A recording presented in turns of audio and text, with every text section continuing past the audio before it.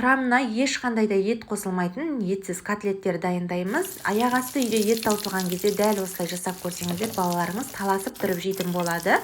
Алдымен видеоны сақтап, парақшама тіркеліп кетуді ұмытпаңыздар.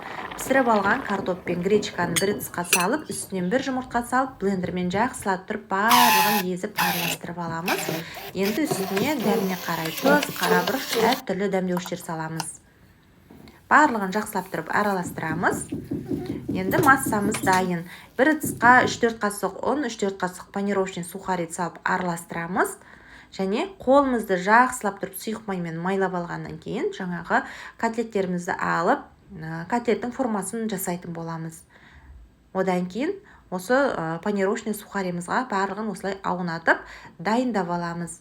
Осы уақыт кезде табамызда майымызды жақсылап қыздырып қоямыз.